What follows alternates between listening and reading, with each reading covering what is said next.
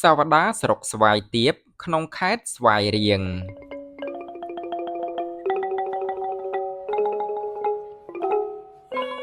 ក្នុងគ្រាដែលខេត្តស្វាយរៀងពុំទាន់ត្រូវបានបង្កើតឡើងនៅឡើយខេត្តស្វាយទាបបានប្រសូតនិងមានអាយុកាលប្រមាណជិត600ឆ្នាំទៅហើយ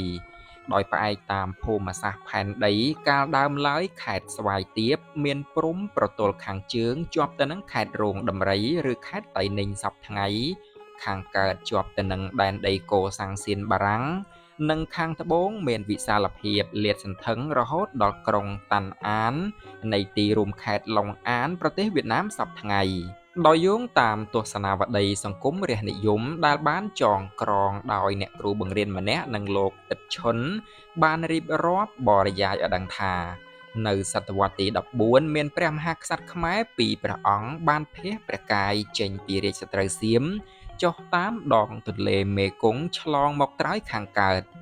និងបើតាមការសិក្សាស្រាវជ្រាវបន្ថែមរបស់យើងអាចទំនងជាក្នុងរជ្ជកាលនៃព្រះបាទលំពង់រាជាដែលសៀមបានវាយកាន់កាប់យកក្រុងអង្គរដោយព្រះរាជបុត្រារបស់ព្រះអង្គគឺព្រះបរមរាជាបានភះព្រះកាយមកដល់តំបន់ខាងកើតនេះលុះស្ដេចបានមកដល់សូរ្យហើយព្រះអង្គបានចាត់ឲ្យតាំងបន្ទាយរៀបចំធ្វើស្រែចម្ការបង្កើនស្បៀងឲ្យបានសមល្មមកាលណាហើយស្ដេចថានឹងលើកទ័ពទៅវាយយកក្រុងអង្គរពីទ័ពសៀមវិញដោយព្រះអង្គបានបង្គាប់ឲ្យរៀបចំរក្សាក្រាំងក្បួនឯកសារនិងយុទ្ធភ័ណ្ឌគ្រឿងសឹកសង្គ្រាមទាំងឡាយដាក់ក្នុងបន្ទាយមួយដោយឡែករួចស្ដេចបានហៅទីនោះថាបន្ទាយក្រាំងក្រោយមកក៏កើតទៅជាឃុំបន្ទាយក្រាំងនិងនៅត្រង់ទីដែលព្រះអង្គបានធ្វើការប្រជុំទ័ពនៅទីនោះត្រូវបានគេសន្មតថារាជមន្ទីរក្រោយមកក៏កើតទៅជាឃុំរាជមន្ទីររហូតមកដល់សម័យសព្វថ្ងៃរីឯនៅតំបន់ដែលព្រះអង្គគង់ប្រថាប់ជាប់បណ្ដោះអាសន្នក្នុងគ្រាដែលព្រះមហេសីរបស់ព្រះអង្គទ្រង់មានព្រះគភ៌នោះត្រូវបានគេសន្មតថាតំបន់ព្រះពន្លាក្រោយមកក៏ត្រូវបានដំឡើងជាឃុំព្រះពន្លាក្នុងវេលាថ្ងៃមួយព្រះមហេសីដែលមានព្រះគភ៌របស់ព្រះអង្គស្ដេចនឹកប្រតិចង់សោយផ្លែស្វាយជាអនេកទើបព្រះមហាក្សត្រស្ដេចបានបង្គាប់រាជអាមាត្យឲ្យទៅបេះយកផ្លែស្វាយមកថ្វាយព្រះមហេសីសោយដោយតំបន់នោះពុំសូវសម្បូរដើមស្វាយទើបរាជអាមាត្យខំស្វះស្វែងដើររករហូតទៅដល់ទីទួលមួយដែលនៅខាងជើងព្រែកប្រសូតសព្វថ្ងៃទីទួលនោះមានដុះដើមស្វាយមួយដើមធំមហិមាបែកមែកសាខាចោលម្លប់ត្រឈឹងត្រឈៃនិងមានដុះផ្លែយ៉ាងច្រើនពន់ពេកមុនពេលបេះផ្លែស្វាយរាជអាមាត្យបានសួរថា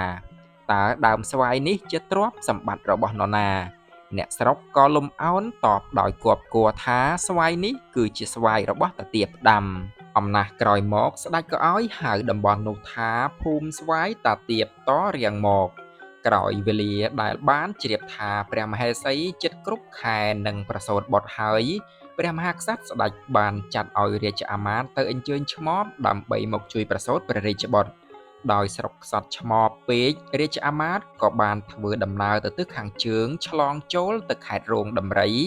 ទៅដល់បានពាក់កណ្ដាលផ្លូវរាជអាមាត្យទាំងឡាយក៏បានជួបនឹងតាចាស់ម្នាក់ដែលជាមនុស្សថ្លង់ពួកគេក៏បានសួរទៅតានោះថាតើឆ្មបនៅឯណាតាចាស់ដំឡង់ស្ដាប់ពុំកើតក៏បានសួរទៅវិញថាអីរាជអាមាត្យក៏ហៅតាចាស់នោះថាតាអីក្រោយមកតំបន់នោះក៏คล้ายទៅជាព្រៃតាអីរហូតមកដល់សម័យសព្វថ្ងៃលុះបានធ្វើដំណើរបែរទៅទិសខាងលិចបន្តិចរាជអាមាត្យក៏បានជួបនឹងឆ្មបនៅត្រង់តំបន់មួយដែលមានដើមកុកីដុះជុំចិត្តដែលគេគ្រប់គ្នាបានដឹងថាដើមកុកីទាំងនោះដាំដោយតាសោមក្រោយមកតំបន់នោះក៏កើតទៅជាឃុំកុកីសោមនៅពេលដែលបានជួបឆ្មបដោយសេចក្តីប្រាថ្នាហើយរាជអាមាត្យក៏តាំងនាំយាយឆ្មបនោះមកជាមួយត្រឡប់មកវិញតាមផ្លូវជាដដែលទៅដល់តំបន់ខាងត្បូងនៃភូមិព្រៃតាអីបន្តិចដែលជាតំបន់ព្រែករាជអាមាត្យទាំងឡាយបានលើកពរយាយឆ្មបឆ្លងកាត់ព្រែកទៅត្រើយម្ខាងក្រោយមកតំបន់នោះក៏คล้ายទៅជាឃុំពពេតរហូតមកដល់សម័យសព្វថ្ងៃពេលបានមកដល់ទីដែលព្រះមហេសីស្ដេចគង់ប្រថាប់ចាំហើយ ក្រោយពេលដែលព្រះអង្គប្រសូតព្រះរាជបុត្ររួចតំបន់នោះក៏ហៅថាតំបន់ប្រសូតតរៀងមក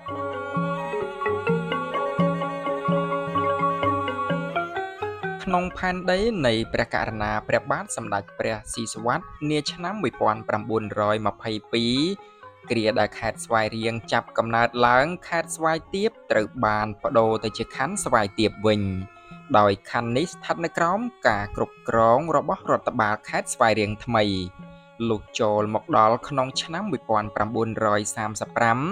ផែនដីព្រះករុណាព្រះបាទសម្ដេចព្រះស៊ីសុវត្ថិមុនីវង្សខណ្ឌស្វាយទាបត្រូវបានប្ដូរឲ្យទៅជាស្រុកស្វាយទាបតរៀងទៅ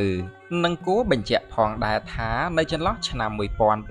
1975ដល់ឆ្នាំ1979ស្រុកស្វាយទាបទាំងមូលត្រូវបានបនខ្មែរក្រហមប្ដូរឲ្យហៅថាជាស្រុកប្រសូត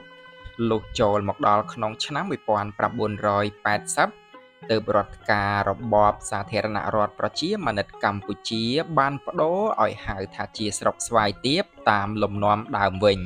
បច្ចុប្បន្នស្រុកស្វាយទាបមានព្រំប្រទល់ខាងជើងជាប់ទៅនឹងស្រុករំដួលនិងតំបន់ninhឌៀននៃប្រទេសវៀតណាមខាងកើតជាប់នឹងក្រុងបាវិតនិងតំបន់បេនកើ ខាងត្បូងជាប់នឹងស្រុកកំពង់រោខាងលិចជាប់នឹងក្រុងស្វាយរៀងនិងមានផ្ទៃដីសរុបប្រមាណជា 349.37 គីឡូម៉ែត្រការ៉េនិងមានប្រជាជនរស់នៅប្រមាណជា 60,000 នាក់សពថ្ងៃសាលាស្រុកស្វាយទាបមានទីតាំងស្ថិតនៅទីប្រជុំជននៃឃុំប្រសូតនិងមានឃុំចំណុះចំនួន 9 ដែលក្នុងនោះរួមមាន 1. ឃុំកណ្ដៀងរាយ 2. ឃុំកគីសោម 3. ឃុំប្រសូត 4. ឃុំពពែត 5. ឃុំព្រៃតាអី 6. ឃុំមនោរម្យ 7. ឃុំរមាំងថ្កោល 8. ឃុំសម្បួរនិង 9. ឃុំស្វាយរំពា